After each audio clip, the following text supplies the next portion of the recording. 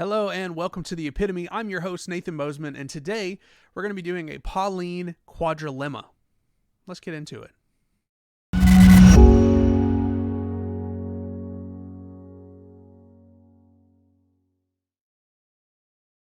So you might be asking what a Pauline Quadrilemma is, and I'm glad you asked. Basically, if you've ever heard the word dilemma, it's a situation where you have two options, and both of them probably seem undesirable. But then there's trilemma if there's three options, and we're going to have a quadrilemma, which is four options. And Pauline is just meaning that it pertains with the Apostle Paul from the Bible, who wrote the 13 epistles to the churches.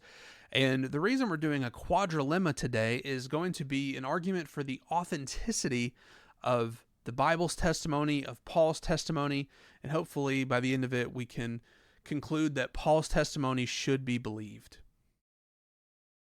All right, so for this quadrilemma, we're going to have our four options. Number one, Paul is lying. Number two, Paul is a lunatic. Number three, Paul is sincerely mistaken. Or four, Paul is telling the truth. Let's begin with the first undesirable option, that Paul might be lying. There's a few problems with the hypothesis that Paul is lying in his epistles or in his testimony. Well, first of all, Paul drastically changed his lifestyle after an encounter with God. We read in the book of Acts that Paul was murdering Christians and he was going around killing them, and then all of a sudden he's preaching the gospel, he's writing the epistles. Why the sudden change? Paul ultimately ends up being imprisoned around 5 years for his beliefs. And that would seem very surprising if he was lying. And also, Paul is beheaded at the command of Emperor Nero for his beliefs. So let me ask you a question. Would you go to prison for 5 years for something you're lying about?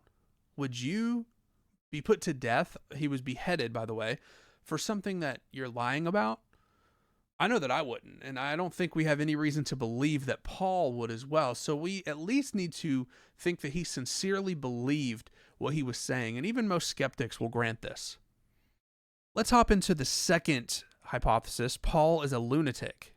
There's a few problems with this one as well. Firstly, Paul seems incredibly lucid in his writings, which basically means he seems clear-minded. He's making sense. The second one is Paul's theology is incredibly difficult to understand. Peter tells us in one of his letters that people twist Paul's letters in order to fit their own ends and twist scripture. And this lets us know that Paul's letters are incredibly difficult to understand and wrap our minds around. We have people that are universalists or Calvinists, and those two things are like mutually exclusive beliefs, and they mostly pull from Paul's teachings in order to get these beliefs. And so we have to think to ourselves, clearly there's something sophisticated and profound about his letters that makes it hard for the average person to understand. Paul has many students and companions that accompanied him along the way while he was proclaiming the gospel. We have Luke, Timothy, Barnabas, and many more. So it seems that Paul isn't crazy. He's not a lunatic. He's incredibly lucid and clear-minded. He's propounding on profound theological points that are hard to understand. And finally, he has a lot of people following him, and they don't seem to think he's crazy. So I don't think that's correct. What about the fact that he could be sincerely mistaken? Well, as it turns out, there's a few problems with this as well. Paul was well acquainted with the apostolic tradition at the time. We see this in 1 Corinthians 15. He was telling about an oral tradition that had been passed around during the early 30s, and this is right after Jesus was crucified. Paul taught from the traditions of other apostles as well. We see this in 1 Corinthians 1, verse 12, and it lets us know that his statements could be verified. There are witnesses of these other people as well, and his claims could be verified. And finally, Paul's conversion event was something none of us would forget. It's very unlikely he was mistaken about it. We read about Paul's conversion event in Acts chapter 9, and what we can see there is that he was blinded by the risen Jesus, and he was blind for 3 days, and then it says he was praying, and he knew a man named Ananias was going to come and pray over him and lay hands on him, and that's exactly what happened. And then his sight was regained, and it says he immediately began proclaiming that Jesus is Lord and he is the Messiah.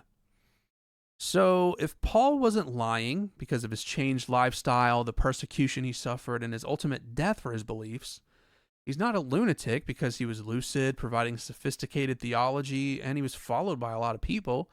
And if he wasn't sincerely mistaken due to his familiarity with the apostolic tradition, the circumstances surrounding his conversion, etc., the only remaining option that we have is that Paul was telling the truth and that we should believe his testimony.